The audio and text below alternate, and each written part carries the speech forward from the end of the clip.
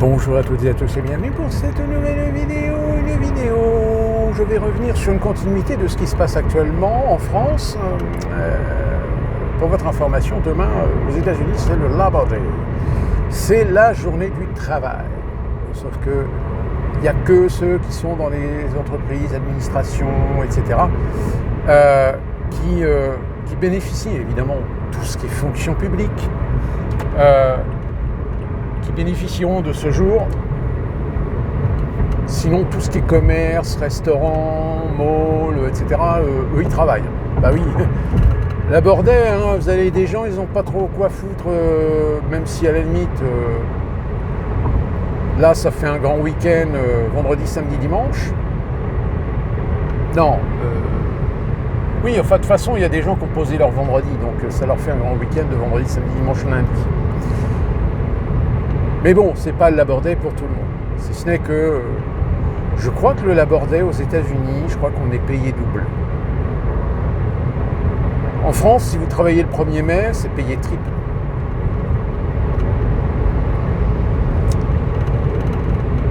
Mais c'est pas le sujet. Le sujet, c'est ils ont peur.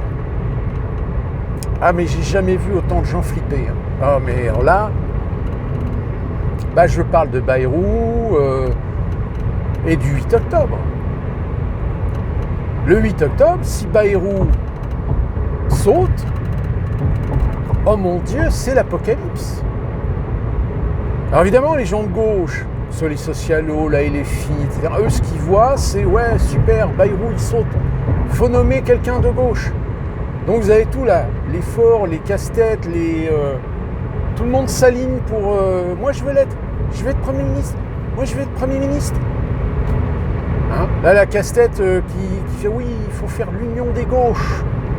Mais tu le sens dans son regard qu'en réalité, elle veut le boulot de dans 2 ans. Elle veut être la candidate de la gauche. Sauf que Glucksmann, il ne laissera pas la place. Mélenchon, il ne laissera pas la place. Faure ne laissera pas la place. Roussel ne laissera pas la place. Et à droite, bah alors là, bah c'est eux qui flippent le plus parce que si Bayrou saute, alors tout à fait, Macron est tout à fait capable de le renommer, de le laisser en place. C'est-à-dire que Bayrou symboliquement pose sa démission, mais Macron le renomme derrière. Sauf que je pense que Bayrou, malgré ce qu'il est, je pense qu'il a compris que c'est mort. Et là, il veut se casser. C'est-à-dire le fait qu'il mette sa chaise au Congrès, sur son budget, c'est que le mec, il sait que ça passera pas. Alors là, évidemment, on le voit partout. Hein. Là, il passe à BFM, il passe chez LCI, chez TF1, etc. Pour faire peur. Pour faire peur aux gens, oui, non, mais vous imaginez, si c'est pas voté, il y a des risques. Ouais, mais attendez, attends Coco, c'est le Congrès qui va voter, c'est pas le peuple. Tu fais pas un référendum. Alors c'est quoi le but de la manœuvre, de faire peur? C'est de dire aux gens, faites pression sur vos députés pour qu'ils acceptent de voter le budget?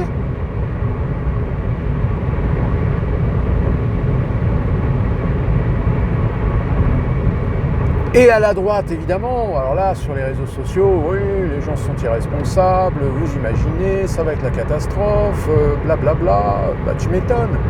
Tu m'étonnes parce que si jamais la France est mise sous tutelle du FMI, parce que sa dette, même si la France a une position au niveau de l'échelle de l'Union européenne qui est trop importante pour que le FMI ose une procédure de mise sous tutelle. En revanche, la BCE, si les Allemands lancent une procédure, la BCE peut très bien faire comme elle a fait en Grèce, c'est-à-dire imposer une troïka à la France. Et imposer une troïka, ça veut dire quoi? Ça veut dire que la BCE peut très bien dire aux banques, bon, bah la France, vous arrêtez de leur prêter de l'argent.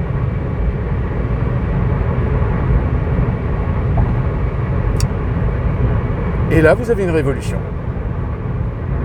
Ah bah oui, parce que, ouais, très clair, hein, le français subventionné, si demain on lui coupe les vivres, là vous pouvez lui dire, bon bah demain on descend dans la rue, on va tout péter. Là ils vont descendre dans la rue. Là pour l'instant le 10 septembre, ils ne descendront pas tous dans la rue. Mais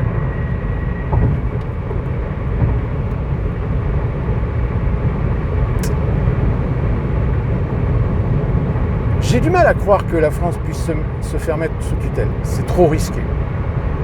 C'est trop risqué parce qu'on risque de créer en France une instabilité qui, comme je vous le dis, risque de créer des mouvements populaires, risque de créer des situations où des gens vont vouloir des explications, vont vouloir des responsables, vont vouloir des coupables. Et vous savez que là, actuellement, il y en a certains qui commencent à dire bah, la situation de la France, ça se trouve peut-être que c'est à cause de François Mitterrand. Mitterrand qui s'est retrouvé comme deux ronds de jambes avec une politique de marché. C'est-à-dire d'être obligé d'emprunter sur les marchés et non plus à la Banque de France, à taux zéro. Ah bah oui, c'est ça le libéralisme. Le libéralisme, c'est imposer au pays d'emprunter sur les marchés pour que tout le monde soit endetté de façon équitable. Mais la bordélisation, elle est plus que en France. Hein. Là, en Angleterre, je ne sais pas si vous avez vu, il y a un ras-le-bol sur l'immigration, sur la criminalité, la délinquance liée à l'immigration. Il y en a qui ont lancé l'idée d'afficher ou de mettre des drapeaux britanniques, des drapeaux anglais ou gallois ou trucs comme ça. C'est un sentiment, si vous voulez, qui commence à s'exacerber un petit peu en Grande-Bretagne. En Suisse, vous avez vu,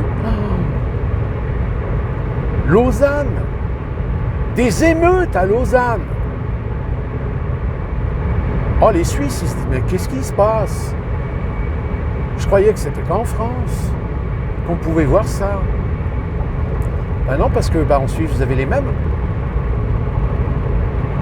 C'est con. Donc là, on sent que ça commence à monter. Ne vous inquiétez pas, hein, la délinquance, la criminalité, les décisions complètement arbitraires, abus de pouvoir, dépenses de l'argent public inutiles, décisions démagogiques, ça va s'accélérer partout. Là, on a vu le maire du, je sais plus, 9e ou 10e arrondissement là, qui fait une campagne pour protéger les rats.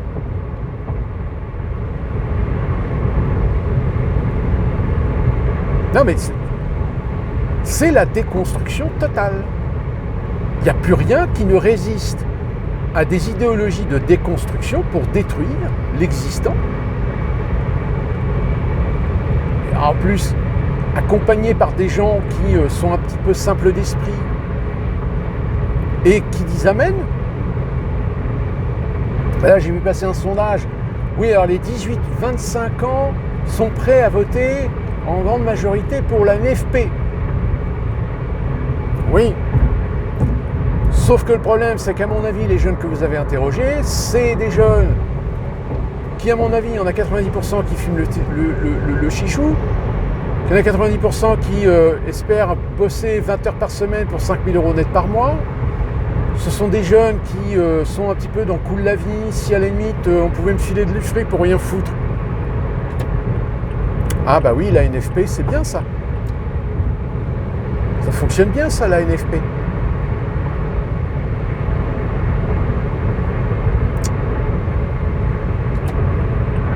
Donc j'ai envie de dire, vous êtes dans la merde. Vous êtes dans la merde parce que fatalement, il y a un moment donné où il y a des gens qui vont en avoir tellement ras le cul que ça va... D'ailleurs, je pense que ça commence. Ça commence à s'exacerber, ça commence à s'exprimer. Alors parfois, un peu n'importe comment. Parfois de façon exagérée, mais malheureusement, vous savez, hein, dans une masse, vous avez de tout. Vous avez, peut-être majoritairement des gens relativement modérés, comme vous en avez, qui sont complètement à côté de la plaque. Et qui vont être dans l'excès. Le propos excessif, le propos caricatural, etc. Là, actuellement, on parle d'antisémitisme en France. Apparemment, il y a un acte antisémite tous les jours. Là aussi. Ça, ce sont les actes de gens qui ne réfléchissent pas 2 minutes. Qu'est-ce que tu vas aller taguer Free Palestine sur une plaque commémorative de la Shoah?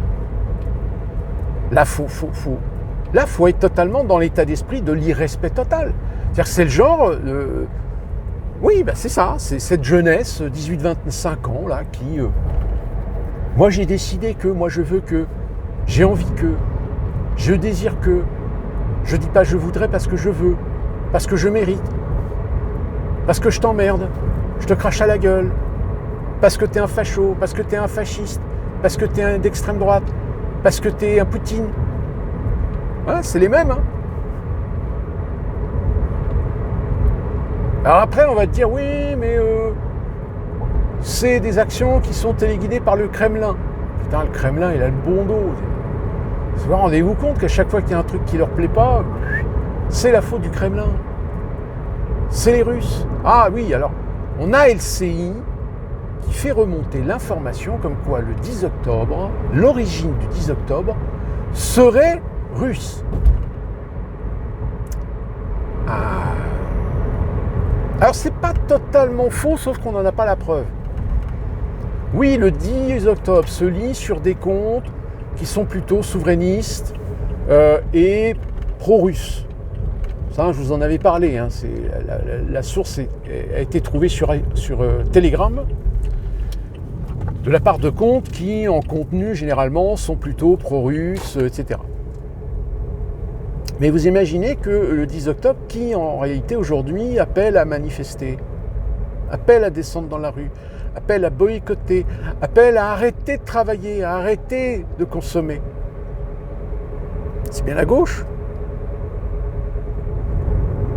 La LFI se soviétiserait-elle?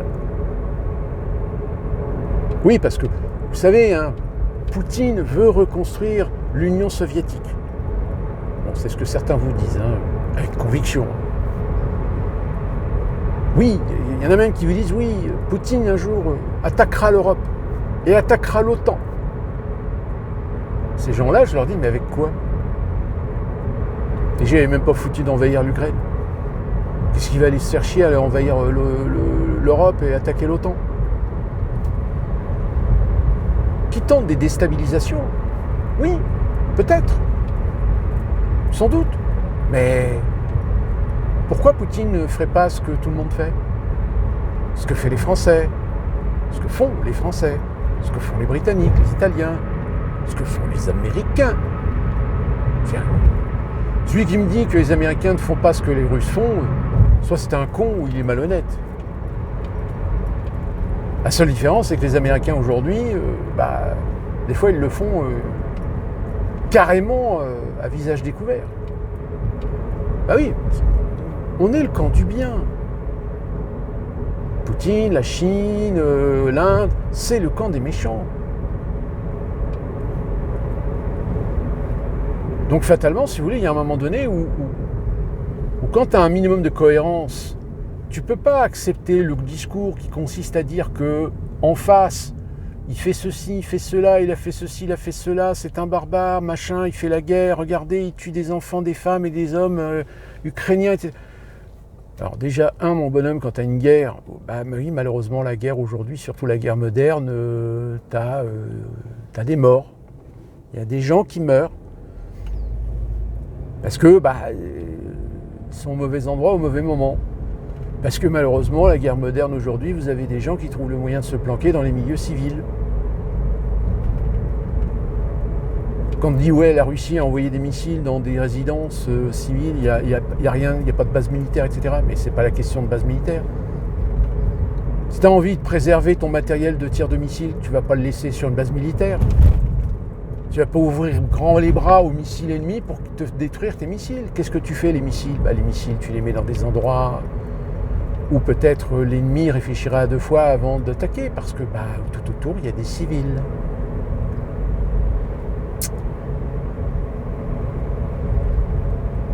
Vous savez ce que font les Américains quand il y a eu l'attaque de Bagdad, où ils avaient attaqué, ils avaient fait des frappes chirurgicales, etc., en calculant un pourcentage minimum de pertes civiles, de dommages collatéraux. D'ailleurs, le terme dommages collatéraux a disparu. Je ne sais pas si vous avez remarqué. À Gaza, par exemple, on ne parle pas de dommages collatéraux, on parle de massacre, on parle de génocide. Oui, parce que le Hamas aujourd'hui, on le sait, c'est prouvé, se sert des civils comme boucliers, vendent leur idéologie politique en priorité. Et les Gazaouis, ils en ont strictement rien à branler. Au contraire, ils se servent d'eux comme boucliers. Sauf qu'en face, ils ont un pays qui s'appelle Israël, et Israël, ils n'en ont rien à péter. Parce qu'eux, ils y voient un double jeu, c'est dire qu'ils luttent contre le Hamas, mais aussi, ils en profitent pour liquider la bande de Gaza. Après, je ne sais pas, qu'est-ce qu'ils vont faire de la bande de Gaza? Est-ce qu'ils vont l'annexer? Est-ce qu'ils vont faire en sorte de faire pression à la communauté internationale pour leur donner une tutelle de telle manière à ce qu'il n'y ait aucun État ou aucune administration c'est-à-dire que c'est Israël qui gérera ces territoires. Si tant est qu'ils ont envie de le gérer, parce que, à mon avis, là, ils sont plutôt partis pour carrément les annexer. Je veux dire, quand vous voyez la Cisjordanie, le trou de gruyère que ça devient, mais encore, on a exporté ce conflit qui est indémerdable. En l'état aujourd'hui, on le sait, les deux ne peuvent pas vivre ensemble. Alors certains essaient de vous jouer les vertus en disant oui, mais c'est la communauté internationale. Ben oui, mais la communauté internationale, c'est qui? C'est pas les 197 pays de la communauté internationale de l'ONU. Qui décide? Ceux qui décident, c'est les pays majeurs. Et parmi les pays majeurs, il y a un pays qui ne friera jamais une contrariété ou une opposition à Israël, c'est les États-Unis. Et les États-Unis,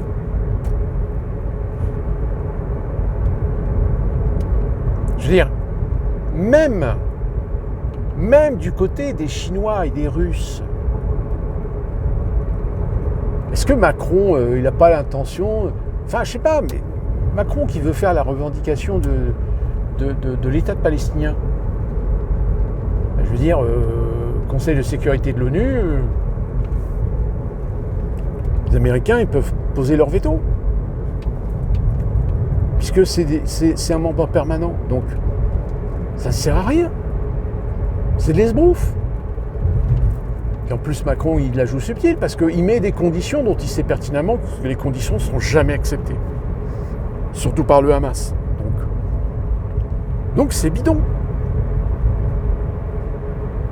Il y a des pays qui ont reconnu l'État de Palestine. Mais vous avez reconnu quoi exactement?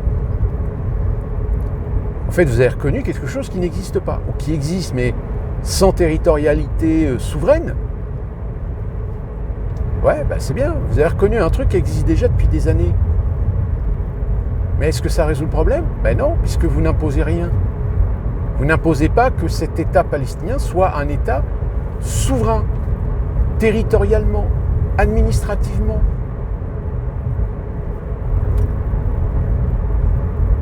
Donc c'est du foutage de gueule.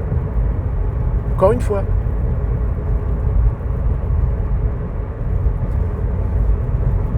Donc c'est pour ça que, de toute façon, la dette de la France, c'est un cumul de décennies, de décisions ou de réformes qui n'ont pas été faites, d'un manque de transparence des dépenses publiques, et donc du coup tout le monde a croqué, tout le monde s'est bien serré, s'est bien servi dans les caisses pour sa gloire, machin, etc. Là par contre, vous voyez par exemple, à titre d'exemple, le procès que veut faire le couple Macron à Candace Owen, vous savez, cette chroniqueuse américaine, on attend au tournant de savoir si... Alors, j'ai eu confirmation qu'il y en avait au minimum pour 10 millions de dollars de frais d'avocat. Sauf que si on regarde le patrimoine du couple Macron, ils n'ont pas les 10 milliards, les 10 milliards, j'ai 10 milliards, non, millions, 10 millions, 10 millions. Ils les ont pas les 10 millions. Parce que la question légitime, c'est est-ce que le couple Macron peut-il faire passer ses frais de justice sur les comptes publics? Alors la réponse est non, parce que c'est une procédure privée. C'est-à-dire que c'est le couple Macron qui fait une procédure à son compte, et non pas au nom ou pour une diffamation concernant la fonction présidentielle.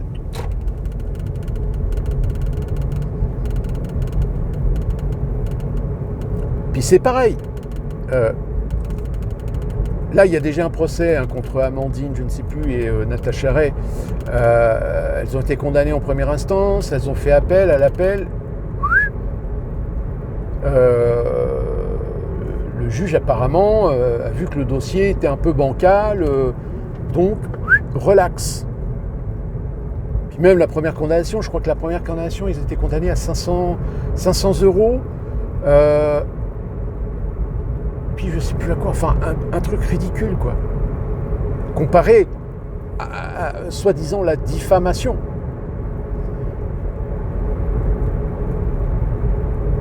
Et j'ai pu lire que l'avocat en France qui défend le couple Macron, parce qu'ils ont fait un pourvoi en cassation sur cette décision de relax, l'avocat des Trogneux, puisque là c'est les Trogneux, hein, c'est Brigitte et la famille Trogneux, c'est pas Emmanuel Macron.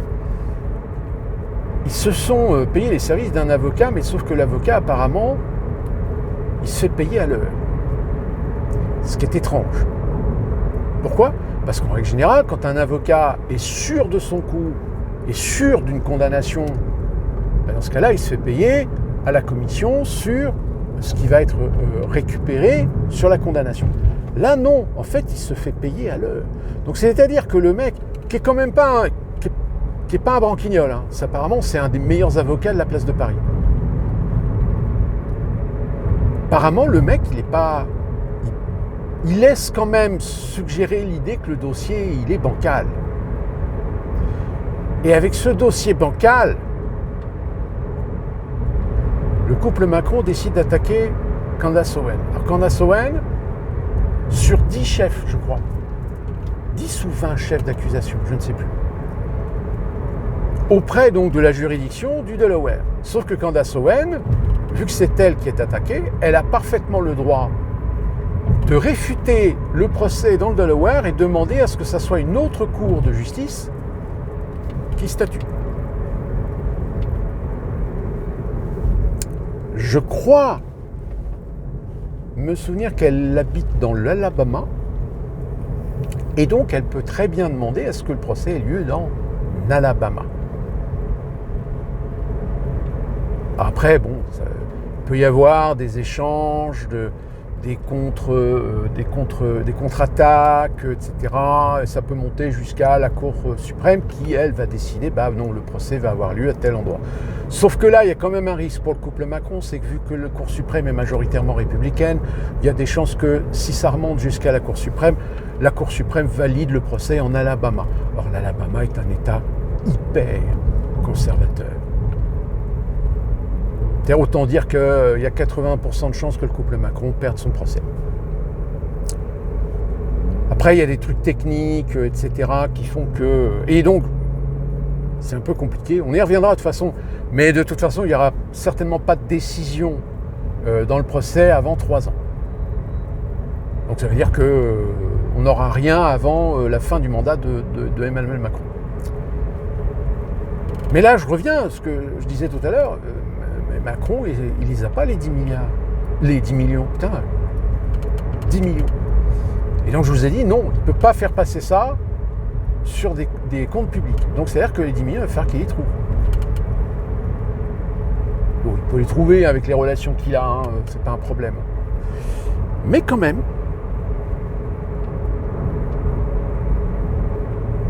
Donc ça, c'était juste pour l'aparté, pour vous donner un petit peu un suivi de cette affaire. Et puis il y a le 10 septembre. Bon, je vous ai parlé du 10 septembre. Donc là, le mois de septembre, ouais, il va être costaud.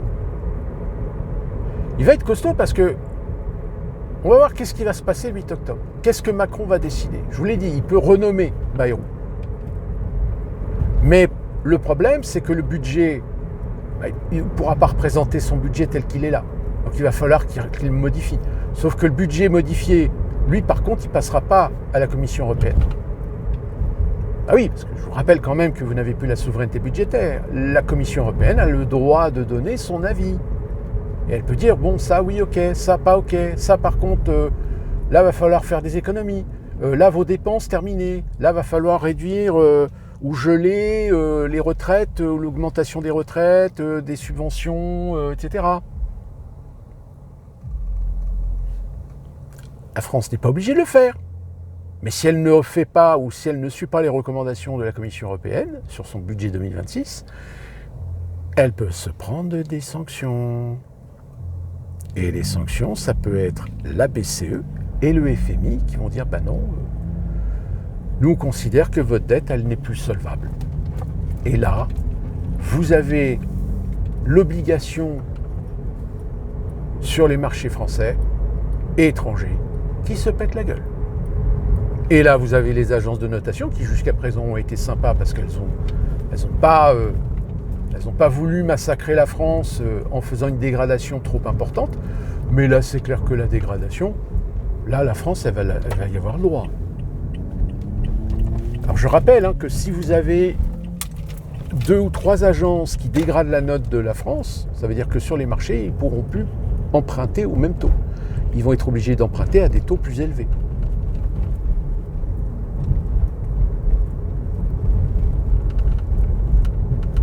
Donc j'ai envie de dire, peut-être que là, vous allez constater par vous-même, vous allez voir par vous-même, le travail de longue haleine depuis le traité de Maastricht, qui est tout simplement de démolir le modèle français. Le détruire socialement, économiquement, politiquement, culturellement. Et faire en sorte que donner l'occasion et l'opportunité d'avoir des troubles importants, leur insurrection, émeute, guerre civile, pour donner au président en place les pleins pouvoirs. Et Macron, donc, aurait la légitimité d'utiliser l'article 16. Et à partir du moment où il utilise l'article 16, là, dans ce cas-là, il est tout à fait capable de signer tout ce qu'il veut, sans l'opinion, sans le consentement du peuple. Et donc, par conséquent, finir la vente totale de la France à l'Union européenne.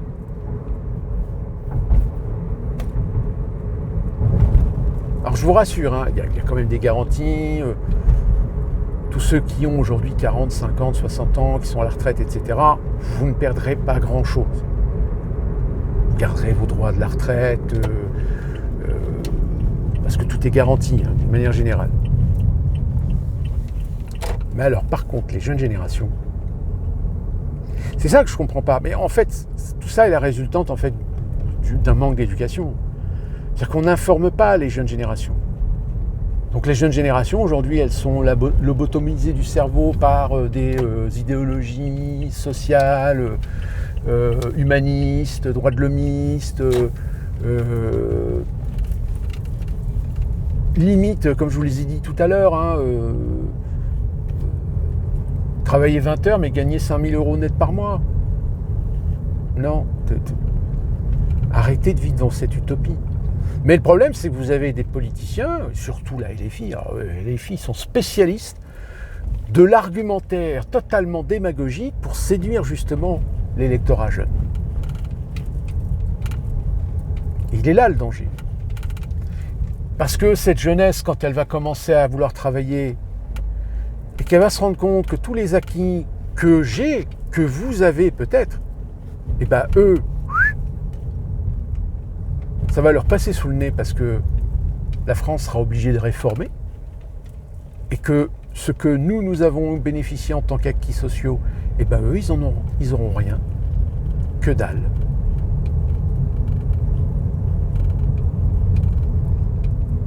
savez, c'est comme les 35 heures. Quand on est passé à 35 heures, les entreprises ont été obligées de payer 39 heures. Mais tous les jeunes qu'ils ont embauchés après le passage à 35 heures, bah ces jeunes-là, même parfois à même niveau de travail égal, bah touchaient moins que ceux qui étaient avant à 39 heures. Alors ça a mis des années pour rééquilibrer. Rééquilibrer, c'était quoi? C'était essayer de faire évoluer les gens qui étaient à 39 heures sur d'autres métiers, etc. Sauf que y a des gens, eux, qui ne voulaient pas évoluer, qu'ils étaient bien tranquilles, peinards dans leur petit boulot, à toucher 2500 nets par mois, alors que pour le même boulot, même parfois la personne qui bossait peut-être un peu plus que lui gagnait que 1800 € net par mois.